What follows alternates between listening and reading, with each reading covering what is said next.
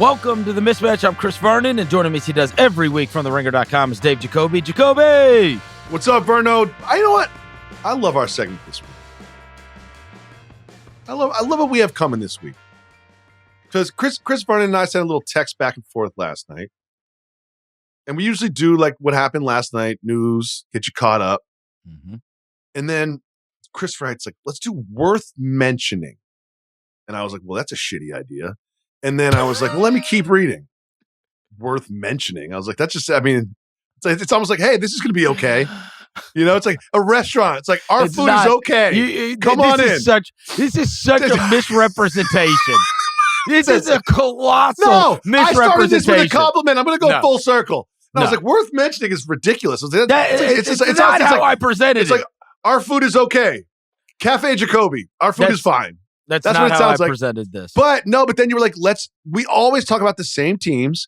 Let's talk about some teams that we don't always talk about, some players we don't always talk about, some things we don't always talk about, some things that are worth mentioning that aren't going to lead every other podcast. Then when you go to ESPN.com or NBA.com, it's not going to be the lead story. Some things that are happening in the National Basketball Association and around it that are worth mentioning that might not be on your radar. That is a great segment. I'm excited for it.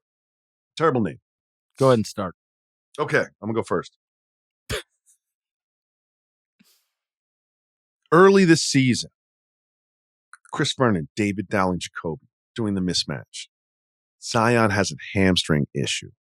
Chris Vernon loudly exclaims into the microphone, I'm out. I'm out on Zion. Out. Can't take it and anymore. I said to myself, sort of like earlier today in this podcast, you swung me like the Draymond thing. I was like, yeah, Draymond, you're being smart. And I was like, you know what, Draymond, you're being an idiot because you changed my opinion about that.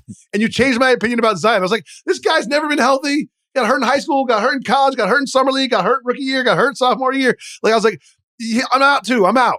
Only 24? And then he gets a steal and a windmill dunk. Oh. Chris Vernon, back in on Zion. Back in. I'm not back in. I couldn't follow you down that road.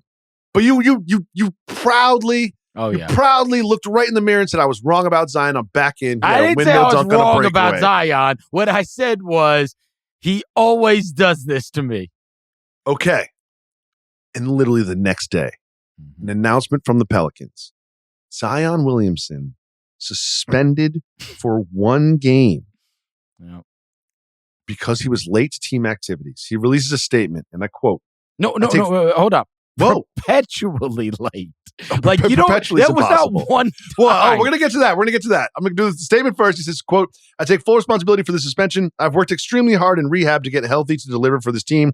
There is no excuse for being late to team activities. I've apologized to Ms. Benson, that's the owner, and my teammates and coaches, and I also owe an apology to the fans. I can and will be better as a teammate and member of this organization. Okay, someone wrote that for him. Great. Here's my question for you, Chris Vernon, who knows how NBA teams work behind the scenes. How egregious does this tardiness have to be for us to find out about it? Because you and I both know that the Pelicans don't want to do this. Right. They don't want to put out this press release. They don't want to suspend him. They don't want to deal with the Players Association. They don't want to have to make a case of why they're not paying this man for this game. Like, they don't want to do this. This is a last resort. How much had to happen behind the scenes for this to get across of our newsfeed? I think it is, hey, you're coming back into the lineup. Now you are a part of this team, and this is still going on. Like, it's one thing if you're just dragging your suitcase behind you and you're never playing. I mean, you're in street clothes. Half the time you weren't even traveling anyway. But if you're now not shooting at shoot around, you don't have to be on time for shoot around. Yeah, I mean, look, it is trying to keep some level of professionalism within the organization. That's it.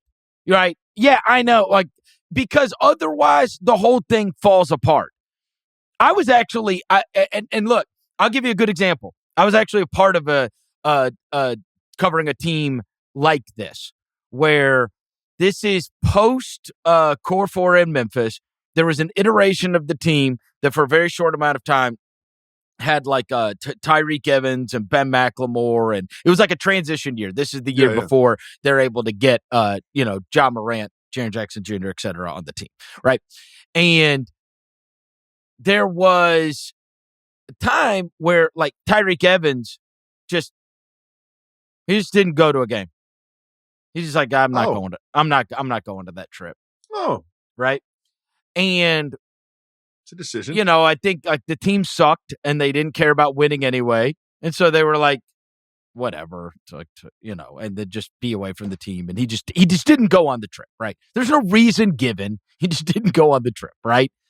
Well, then what happened is you had a rookie on the team named Deontay Davis.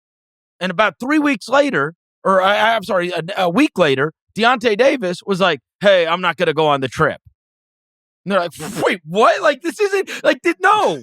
Like, this is not the standard. These elective activities. Right, yeah. Because, and so what happens is it permeates. What happens is if you allow Zion to not give a crap and be late or not travel or whatever, then what happens is it ends up, like, then you're gonna grow into a situation where Jordan Hawkins, I'm using him as an example, not that this kid would ever do that, but Jordan Hawkins, then he thinks that is permissible in order to do that. And so I don't know. Look, obviously it's the first couple times you're like, hey man, get here on time. But if it becomes a problem and it becomes a standard in which the guy is operating, the thing you have to worry about at that point is that it does end up having an effect on the younger players on your team. They think they can get away with that. And the next thing you know, you have no culture. You have no accountability, no culture of accountability. I think those are really good points. And I also think that if you look at Zion, he's not a tradable asset. There's not a market for him. And for them to put this out just shows me that this was a real problem behind the scenes. And I'll just mention this briefly, but we heard the same thing earlier this year about Joel Embiid. Joel Embiid and Zion Williamson have both been rumored to not be the most disciplined off the court players, to not be in the best shape, to not take care of themselves professionally and seriously. And if you're Zion, man, this is make or break for your career, man. Just show up on time. It's really not, though. It's really not. Look, yes, I guess what I'll say is I am done on Zion as a Pelican. We will see whenever he is not wearing a Pelicans uniform and he moves to a different franchise, if he can get his act together, and then I will have a level of belief that comes along that maybe that can happen. And maybe that's just I want to believe that can happen. But it's interesting that you bring up Zion and Embiid.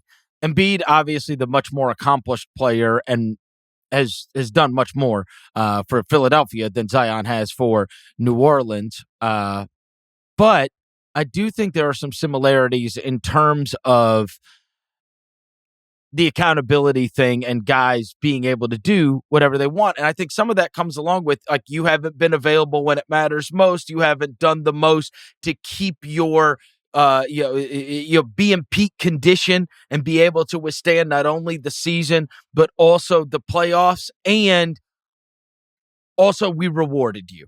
Like when it comes time for every max contract that you can possibly get, we are giving you said max contract. And so it's like, if I act one way, but I get all of the rewards of if I did everything the right way, what then makes me feel like I have to do it the right way? I have to be available. I have to be accountable. I have to be at a certain weight. I have to do all of these things. And so I think it will take a change of scenery, and then we will see. And I'm not taking any personal accountability away from these guys. I'm just saying we live in this day and age where the player is the one with the power, and teams are also very worried and cautious of wanting their guy to stay there.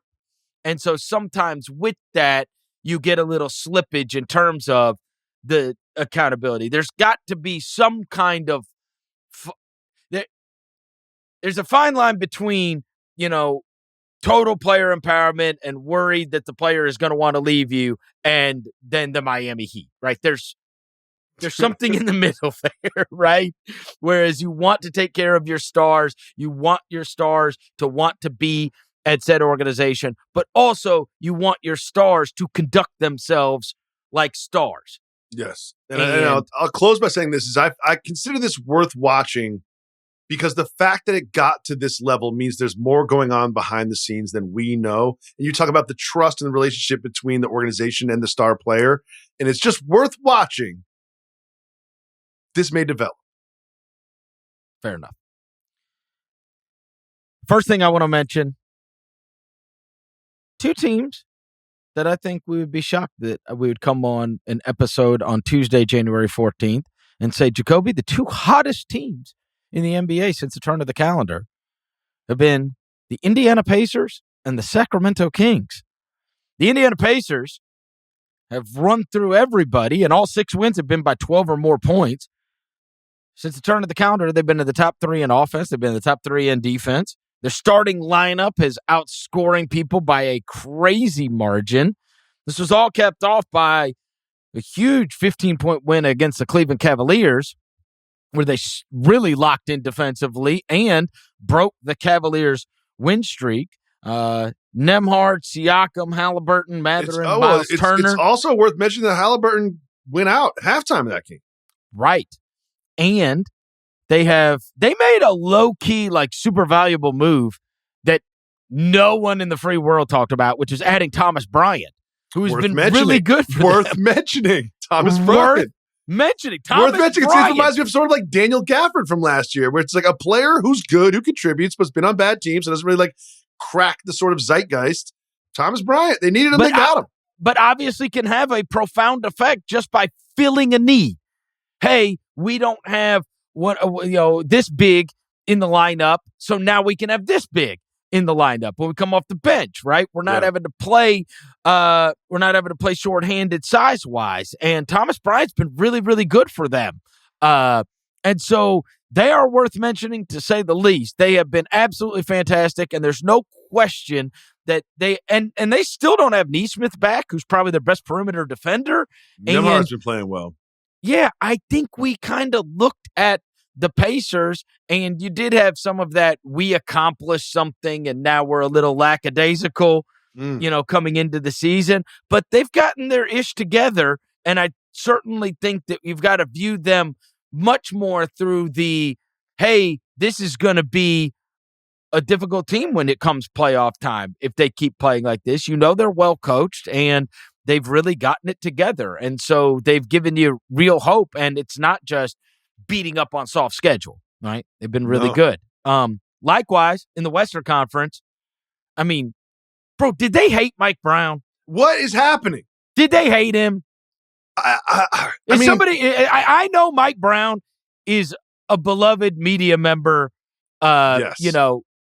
And they got absolutely shredded, not only for, it wasn't just the way they did it with the phone call. It was that they did it, right? Mike Brown is a respected guy who won Coach of the Year, who helped them into the whole light the beam thing. Mm-hmm. And the Kings are a disrespected organization that is run by fools. That is the general consensus, right? Yes. But what that consensus did not include is, like, maybe they just couldn't. Maybe they really hated this guy. I don't know. Maybe sometimes it's just change for change's sake is effective. Like maybe Doug Christie's not a genius. Maybe Mike Brown is a great coach that had this franchise turn the corner. But it's working. No, it's hard to argue with the results. They have been defensively so much better. They've led the league in defensive rebounding recently. They're forcing more turnovers, et cetera, et cetera. And somebody worth mentioning, because this is a guy that would not, for sure. I mean, Keon Ellis, look, he got big minutes when Fox was out, and then the ball kind of ends up with Monk, and it ends up with DeRozan, it ends up with Sabonis, and they kind of did it by committee in terms of the ball handling, because Keon Ellis is not exactly, any kind of world beater. But sometimes you can install these type of players, and I have talked about this so many times on the show, which is the guys that can raise the collective level of play. There's nothing that the box score is going to tell you necessarily. Many times you are going to see that maybe in the plus minus, you will see that energy and effort and that carryover take place. And that is true with Ellis. I mean, they have been unbelievable with him on the court.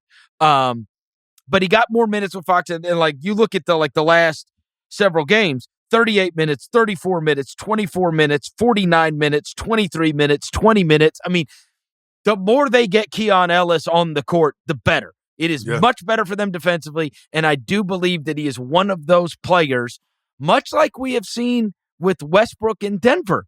The more they're on the court, it's not about what they do individually. It is about raising the collective level of the unit, and Ellis is certainly one of those guys, and I think you can draw a pretty good line between, hey, there's been a lot more Keon Ellis minutes and activity and a lot better defensive effort across the board from the Sacramento Kings. It's interesting because Mike Brown is known as sort of a defensive strategist, sort of like a Thibodeau style, kind of like you think defensive first coach, sort of like an NFL coach. If they were previously a defensive coordinator, then you sort of look at him in that way. And Mike Brown is one of those coaches, and the defense has gotten so much better since he's been gone. And a lot of that has to do with Keon Ellis' minutes and just change for change's sake. And it's also worth mentioning before we move on that these two teams that have similar sort of like opinion arcs, like young teams that are now sort of challenging the established franchises in their conferences to like, oh, they don't have it anymore. Let's write them off early this season to now two of the hottest teams in the league. They've sort of like been parallel in the Eastern and Western Conference to say that. It's also just worth mentioning they had a huge trade a couple years ago. I know. They like these two teams had a head scratching trade a couple of years ago, and here they are as two of the hottest teams in the league. Sabonis never had think they would 28 rebounds in a game over the weekend. Oh, that's ridiculous. 28. That's ridiculous. 28. I don't even know how that's possible. All right, next one for me. You were going positive about teams since the new year, and I'm going the other way here. Uh-oh. Like the Rockets and the Pistons, another team that we both sort of thought were ready to make a leap, ready to be better than expectations. Heading into the new year, they were on a 4-game win streak. Had a couple big wins in the Emirates NBA Cup. Seemed like they were headed the right direction. Everyone is anointing Dyson Daniels as an all-defensive team, potentially defensive player of the year. We're talking about his steal numbers. We're talking about the Hawks. Guess what? Ever since the new year, 1st of January, they lost to Denver. The 3rd of January, they lost to the Lakers. The 4th, they lost to the Clippers. The 7th, they beat the Jazz by only 3 points, and they're the Jazz. That was the Trae Young half-court shot. Yeah, exactly. A miracle win against the Jazz. Truly a miracle. They lost to Phoenix, and then they had a rare Atlanta postponed because of snow game against the Rockets. They play Phoenix tonight. The Atlanta Hawks were previously the belle of the ball. Have they officially turned into a pumpkin, Chris Vernon? No, they have to have Jalen Johnson. Yeah. I mean, him, you could argue his importance. I mean, everybody loses players, and maybe his importance has been a bit outsized. But, I mean, defensively, that they are not exactly going to be world beaters. There's no way for them to be world beaters defensively. But not having him getting hurt was an absolute killer. They went 2-4 on what was their longest road trip of the season. Of course, over the weekend, they had that game postponed. But Jalen Johnson's missed 4 of the last 5 games, and he wasn't going to play against Houston. And so, I mean, they have to have him. Like, they're not good enough to be without one of their best players. A lot of these teams, and so you can use that as a demerit against them. Hey, there's a bunch of teams that have had to play games without one of their best players. I think one of the things, their success is very tenuous, where it's like you better have everybody available, especially him, who has had. I mean, it's been a breakout season for sure. Oh, for sure. Oh, It's been a breakout season for sure. But they have been horrendous defensively. They have given up 123 points per 100 possessions. That's ridiculous. since the turn of the calendar. 123 per 100? Yeah. That's bad. That's really bad. Again, worth watching. I'm not going to say the season's over. They're always a tough out. We've seen them beat the Cavs. We've seen them beat the Knicks. We've seen them beat the Celtics. It's just worth watching. But if they don't get it together, they're playing 3 teams that offensively could have big nights against them in Phoenix, Chicago, and Boston being their next 3. Oh, yeah. And then they play the Knicks after that, then the Pistons after that. Their next 5 games are all losable. All losable games. I'm glad you brought that up because not only do they have a bad start to the year, they've got a tough 5 games coming up now. Next thing worth mentioning, the Thompson twins, who both of us got to watch last night in the respective games that we were focused on. You saw Asar. I saw Amen. Asar made a great play. He tipped a pass headed for Cat that then deflected off a Cat's hand in a huge possession. Drew the foul against Cat on the screen. They are unlike anything going in the NBA. Now, longtime Mismatch fans will know I have had a thing for the Thompsons for a long time. When they were in high school and they were about to be going into overtime elite, I went to a workout where I watched them literally right down the street from my house. I met the parents. I met the kids. They were super cool to my son at the time. I was just so blown away by these kids. I thought, wow, if it all comes together. And then we watch this whole workout and they can't shoot, right? Even in the workouts? No, they can't shoot, right? And then they get done with the workout. And, man, there's a ball, and the ball, rolls to him underneath the basket. They're just, they're dripping with sweat, the workout's over, whatever. The ball rolls to him under the basket. And this is one of those things you never forget as long as you live.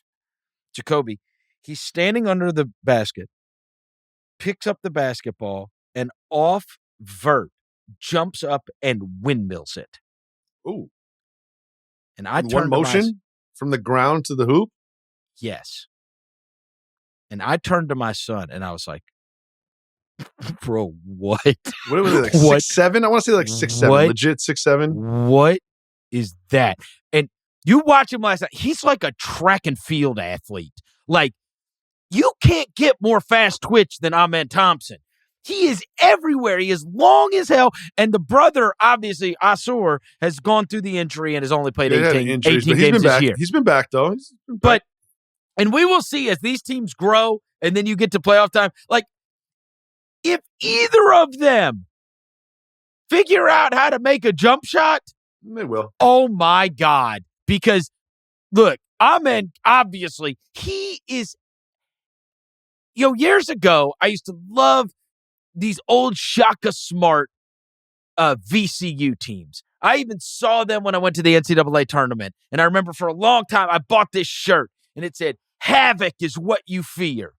That's what they called their defense, Havoc. And it was just guys flying around everywhere. You'd inbound the ball and it's just friggin' chaos. And this guy is 100% pure havoc. One man. I swear to God, you watch a game, there's 9 other guys on the court. He is involved in everything somehow. A shot goes up and he's flying around somewhere. Or a ball is passed across the lane and he flies in the middle of it. Or he's contesting some shot. Or he's in the dunker spot and flying up and catching an alley-oop. And you're like, Jesus, dude, how are you involved in everything? I was watching a game and this guy, you watch so much NBA basketball, you sort of get used to the rhythm and the unwritten rules and just you expect things to happen before they happen because you've seen it thousands of times before. And I'm watching the game and there's an inbound to the point guard. I don't remember who it was. And Thompson turned him 4 times before he got to the half court marker. And I'm like, I've just never seen anything like it outside of the last 2 minutes of a game or something, or it's a strategy that we're going to do. It was just why are you working so hard, dude? Here's the other thing. This isn't what we do here. Stop. And the crazy thing is, this is how they make up for, one of them shoots 25% from 3 and doesn't shoot them. The other one shoots 30% from three, but doesn't shoot them. Neither of them can hit free throws. And yet, if you watch a game with them in it, you cannot take your eyes off them. No. And they have this profound impact every time. Every time. They're never Ahmed caught a lob. There's some guys Ahmed caught a like, lob from Sengun, and it was like he was flat-footed underneath the basket. Sengun threw it up high, and Ahmed just sort of like did a little jump, caught it, dunked it with two hands. No problem. Like, there's a lot of guys that play in the league that, you know, you can joke after the game, like, bro, just you look at their box score and you're like, just straight cardio. They might as well have had their AirPods in, running up and down the court. Never them. They are always sprinting. They are always jumping. They are absolutely one-man havoc defensively.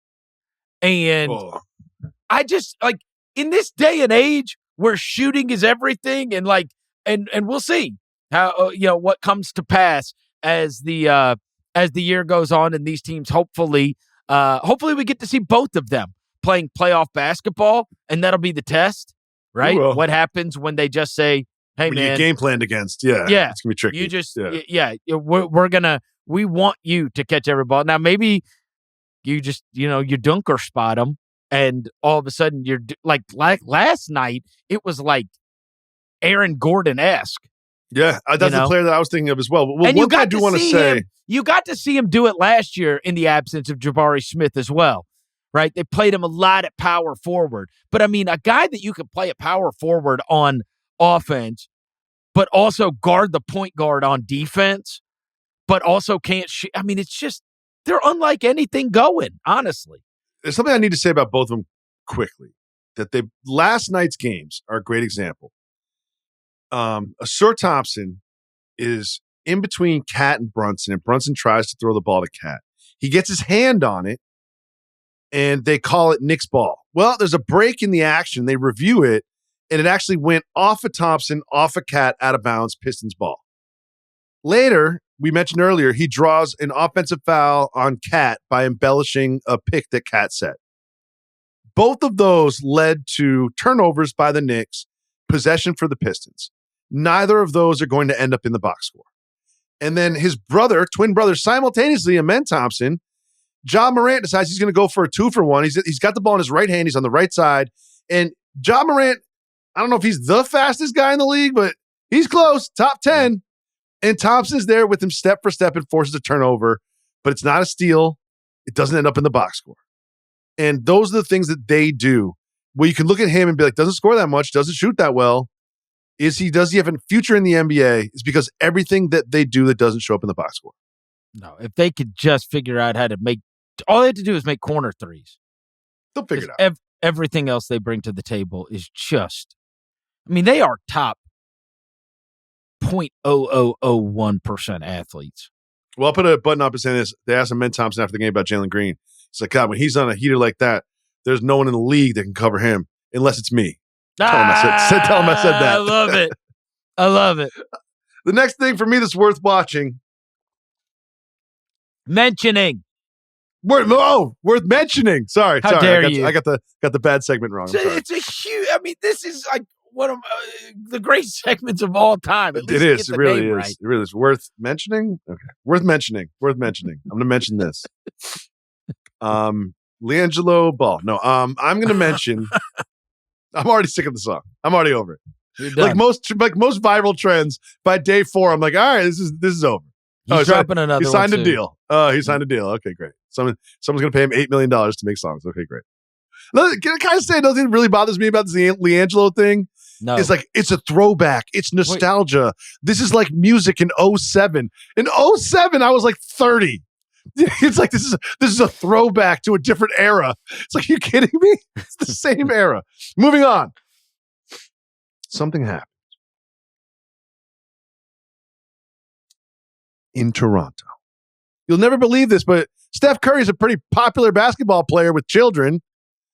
And they were doing a pregame mini game. So this is before the game in Toronto. Okay. And the in-arena people, talent, whatever they are, they selected a child to come down from the stands. And here's what happened, according to the announcers for the Warriors. Here it is. Pre-game, something happened that just isn't right. What happened? And the Warriors are going to try to make things right. This kid had a Curry jersey on, right? Oh, no. They made him take it off because he was going to do a thing on the court. He put his Warrior hat and jersey. Yo, this is messed up. They put the Raptor t-shirt on him. Look how sad he is. There are so many mistakes that were made here. Let me just list a few of them. Number one, if you're in charge of picking out kids from the crowd, don't pick out the kid with the Curry jersey. There's got to be other children there that are willing to come on the floor and play basketball. Okay. Number two, if you do that, let the kid wear the Curry jersey. He's Steph Curry. It's fine. The crowd can boo him. Yeah, boo. Yeah, he gets booed. Let the crowd boo him. It's fine. This is, right? This is the cost of you wearing the jersey, kid. Like, I don't know if you remember, but there, and you could find the picture, but like 3 or 4 years ago, Ja Morant went and scored and got an and one, and it carried him into the stands. And on the front row in Memphis, there were 3 little kids, and they were all wearing Curry jerseys. Right. They tried to give him a pound or something? No, he stared him down. Yeah. He stared him down. It's one of the iconic pictures. And then ended up later that year, they showed up to the game and all traded in their Curry jerseys for Morant jerseys. Good for him. They were from like Nashville or something. But making this kid change his jersey is just, this reminds me of, who was it? The Hornets that gave the kid the PS5 and then gave him a t-shirt. Yes. This is, again, it's like, what are we doing? What are we doing? He's a child. Let him play in the Curry jersey, or don't pick him out. Don't make him put on a Raptors jersey if he's not a Raptors fan. Like, what are you doing? Who's in charge here?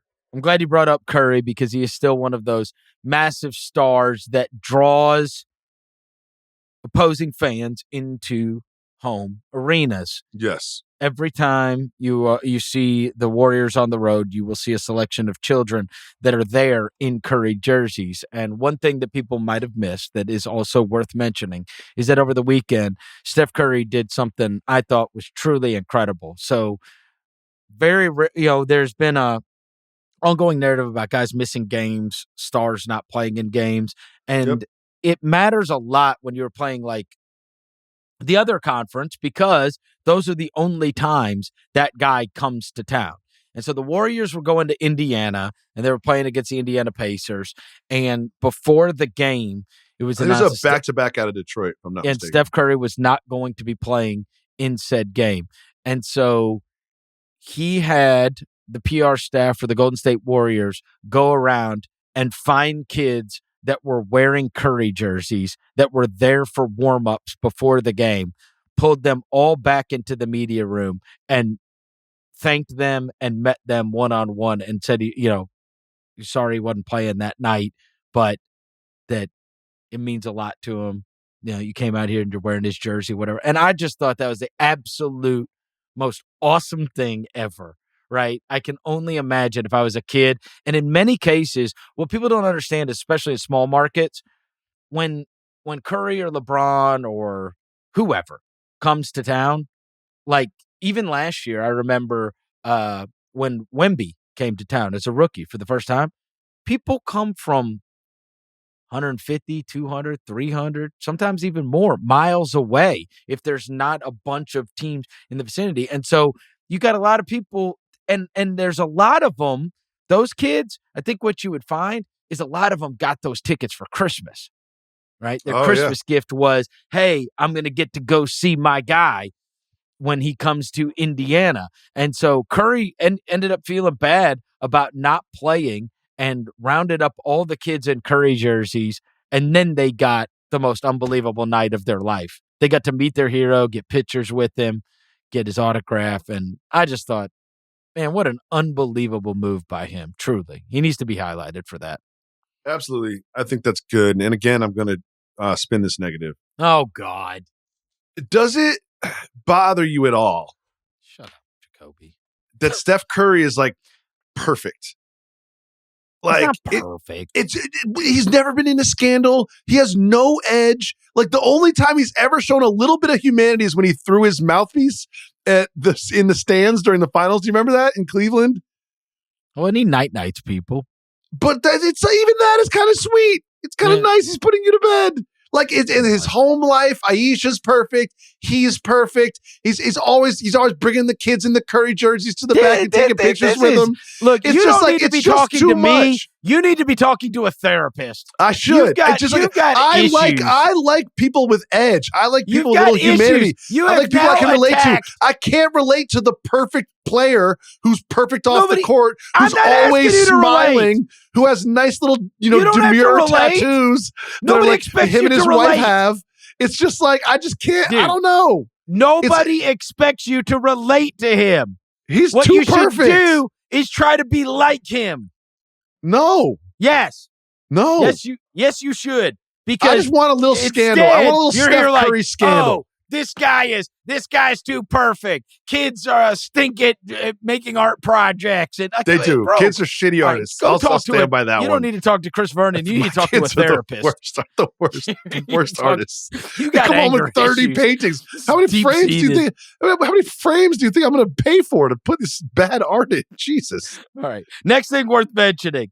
So one of the things we always acknowledge is that the season is very, very long, and things can change dramatically in a short amount of time. Like last year, we saw nobody was thinking of Dallas particularly as a finals contender. Then we get to mid-February and they make these trades and then they hit a stride. And next thing you know, it's like, man, Dallas isn't the team you want to see. And so you always know there's time left. That being said, given the circumstances of where their record is right now, and then you look at the schedule they have ahead, we need to pay very close attention to what happens with these Philadelphia 76ers over the course of the next few weeks, Jacoby. Because they're, even with their losses to the Suns and the Pelicans last week, John Schumann wrote about this in his power rankings. The Sixers have the league's biggest differential between their record versus the top 13 teams at or below 500, which is 11-5, and their record versus the 17 teams currently over 500, right? So there's 13 teams in the league that are under or below 500. They have, they're 11-5. Versus the 17 teams in the NBA that are currently 500 or better. They are 4-17. Ew. The loss to Orlando on Sunday was the start of a stretch where the Sixers are playing 15 of 16 against the group above 500. They also 15 of 16? So of their next 16 games, they have 15 of them against teams that right now have a 500 or better. Correct. And in those 17, in the next 17 days, they play 4 back-to-backs.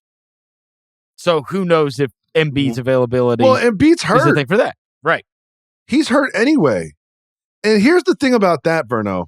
By the way, how about the first of those back-to-backs? Tuesday, Wednesday, Thunder, Knicks. Good luck. Loss. I mean, this is luck. You know what? I'll take this one step further. So I'm just saying, I think their season might actually think it's the over. balance I think it's over over. the course of the next few weeks. I mean, if their record stinks that bad against good teams and 15 of the next 16, like, you always have time. That's what we've learned. But, bro, you're going to get so far behind the 8 ball if you continue to suck against good teams. Well, let's look at a team like the Dallas Mavericks, right? They're currently 5th in the West, which is always 2 games away from being 10th in the West or whatever. But they lose Kyrie and Luka, and they say, we need to be scrappy. Yep. We need to win some tough games. And they've done it. I saw Quentin Grimes hit a game winner. Okay? But that's a team trying to stay afloat, saying, we're 4th in the West. We're going to go through this time without our star players. Let's see if we can stay afloat, maybe get them back when we're 6th or 7th and go for a run, right? That's perfectly logical and doable. I'm saying the Sixers are cooked because they're 11th in the East right now. I know. They're 11th. They're outside the play-in right now. Joel Embiid is out, not because of load management, because of his knee. Now he's got a foot problem. This is a different injury that's keeping him out. This isn't, I don't play back-to-backs. My knee is swelling. It's none of that. It's a brand new injury that he has. And you just so eloquently plagiarized Mr. Schumann's research. I read that Power Rankings every week as well. Shout out to him. It's not plagiarizing if I give no, him you credit. cited it. It's fine. All right, I'm just being a dick. How dare you? I will say this, though, is if they continue that trend of losing to teams over 500, 15 of their next 16 are against teams over 500, no Embiid or Embiid in and out, Paul George in and out, not playing like Paul George. We could have a show in 4 weeks, and they could be 13th in the East. Seriously. They could be 13th in the East. They could be looking. Wonder. Yeah. Usually you always have time to get it right, but man, schedule is so brutal. I mean, actually, the Nets and the Hornets are Raptors and Wizards are going to be behind them. Correct. So they're going to stay at 11th, but they're just going to be deeper in the hole. Yep. This is the opposite of the Bucks. Remember we said the Bucks were down? Idea is to be able to get to a position where you don't have to play yourself in, or if you do have to play yourself in, that you get to do it at home. And those things aren't in the cards, possibly. This feels like a little bit like last year. Last year was the opposite. They played really well, and then they lost Embiid for a while. Then they fell in the standings. Then they made the play-in, and they end up giving the Knicks a really, really tough series in the first round. If they can get into the play-in, they are one of those first-round teams that if you're the Cavs or the Celtics, you're like, man, we spent 5 months playing our ass off, and now we have to face a former MVP and Paul George and Tyrese Maxey in the first round. It's your last one. I hate to do it. I hate to. But I'm going to compliment you here. Uh-oh. And I'm going to start with a gentleman by the name of Sean Marks. He is the Nets general manager, and he's been there through a couple storms. You know, he's brought in a couple nucleuses that he thought were going to go far and fell coaches. short. Yeah, a couple coaches. He's been through it over there. By the way, he had Kenny Atkinson, who has the best team in the NBA. Oh, yeah. KD didn't like him. And here we go. Here's what he said recently about the Nets and their future and their philosophy and their strategy towards this year. Quote, "We're going to have to be systematic with some of the decisions we make, and they may not always be in line with winning the next game or putting the most talent out there." We are tanking. He said the strategy that they employ may not be about winning the next game. Okay, now why would you do that? Because my co-host, Chris Vernon, the last episode of The Mismatch, celebrated a gentleman by the name of Cooper Flagg from Maine. How about the timing of this? And what did he do that evening? He scored 42 points on 11 of 14. I'm going to say it again. 42 points in a college game on 11 of 14. Jacoby, 4 of 6. With 3 minutes left to go, or less than that, he hit another elbow jumper that was waved off for 3 seconds in the lane. He should have had 44. And he went 4 for 6 from 3. So that means he missed 1 field goal from 2. 16 of 17 from the line. 7 assists, 6 rebounds. So I'll say this. Sean Marks, thank you for admitting that you're tanking. Chris Vernon, great call on Cooper Flagg. He looks like the absolute real deal. And if I was a franchise like the Wizards, like the Raptors, like the Pelicans, like the Nets, I'd be tanking too. Look, I'm not one of or those. Or the Jazz. Look, there's nothing unique about me thinking Cooper Flagg is awesome or is going to be awesome. The point was on Friday, I said he is living up to the hype. And then he exceeded all hype on Saturday morning. So shouts to you, Cooper Flagg. He and I know you're not a big college basketball fan, but probably the most impactful best player so far this season has been this kid at Auburn, Johni Broome. Broome went down with a pretty nasty ankle injury over the weekend. And the reason I'm mentioning this is because Cooper Flagg was like plus 300 something to win National Player of the Year. He is now like minus 250 to win National Player of the Year because you had that huge ACC freshman record set and you had Broome go out. I think that probably played a role in it as well. But I mean, we've only had a handful of rookies or freshmen rather win the National Player of the Year. Durant did it. AD did it. Zion did it. So, I mean, these have all been like transcendent draft picks.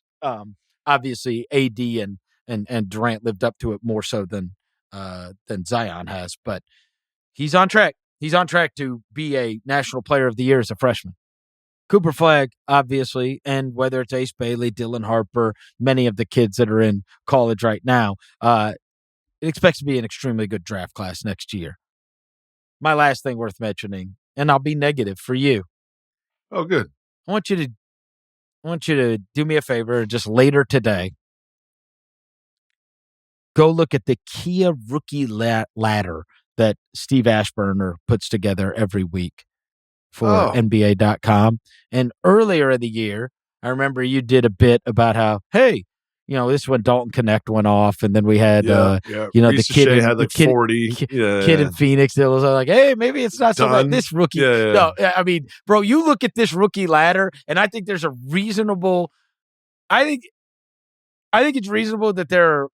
Don't forget, McCain was going off at the time too. Like they had a moment. Like, I think there's multiple guys in this rookie ladder that will not be in the NBA in 5 years. Oh yeah, for sure. This class stinks. I mean, it stinks. I mean, it is exactly what they said it was, and maybe there are stars amongst them. There's like not. Maybe Reed Shepherd. Maybe McCain pops off. McCain was impressive. Yeah, maybe Shepherd and McCain, and maybe there's a couple others. But in terms of when you look up and down it, and again, I should have learned by what we just talked about with Cade Cunningham and Jalen Green, et cetera, that like, hey, you just need to give this some time. But boy, it is hard to find the star. Well, both Cade and Green had flashes in their rookie year where they looked amazing. Like I've seen like a game from Ricochet. I think it might have been against the Knicks where he had like 40 or whatever. But no one's talking about role player draft. Is anyone talking about Sarr? Is anyone talking to you about Sarr? Anyone you ever go to a bar? He's number one on this rookie ladder. And I was like, no, I know you from the mismatch. What Alex Sarr really blowing your socks off, isn't he? No. He's number one on this rookie ladder. Which Who's is number two? Disgusting. Because just take me through the top five. I'm getting upset now. Alex Sarr, Missy from the Pelicans, who I do like as a role player. Sure, this is the backup, the future backup draft is what this is. Jalen Wells, Zach Edey, Stephon Castle. I like Castle. I do too. I like Castle. Anyway, all right, go ahead. Now I'm done. All right. I'm going to wrap it by saying this. And you have to answer honestly. Okay. How many of your childhood paintings do you currently possess? The answer is 0, Chris. Paintings? Drawings, paintings? No. All right. What about your son? Probably have 2. Okay. What about your daughter? She's now, 11? My kids aren't good at it. No kids are good at it. Point being is they're worthless pieces of crap that your kids spent 4 minutes on, and they come home and act like you're supposed to frame the thing and put it up in the living room. They make too many paintings. They get too much positive feedback about these paintings, and they do not deserve to be kept. They do not deserve to be framed. If you're a parent, you can still love your kids and throw away their shitty art. I'm going to die on that hill. My kids draw something, I throw them away. To your point, I've got file cabinet right behind me, and I thought that one of the ones that she had made for me was in there, but it's not. I don't know. No, you threw it away. It's like Christmas cards. You gonna keep Christmas cards? They're worthless. Birthday cards, Christmas cards, kids' paintings, throw it away. Maybe JJ Redick's kid is way better at art than ours. Listen, if it's the year 2047 and I'm at a gallery and it's the Redick brothers special and there's lines around the block and they're selling for millions of dollars, I will eat a shoe. I will eat a shoe. I will cook it and I will eat a shoe. But until that day, I stand on every kid is a shitty painter and they should not be framed. It's going to do it for this episode of The Mismatch. Thank you to our executive producer, Jesse Lopez, as always. Jacoby, I'll talk to you later this week. All right.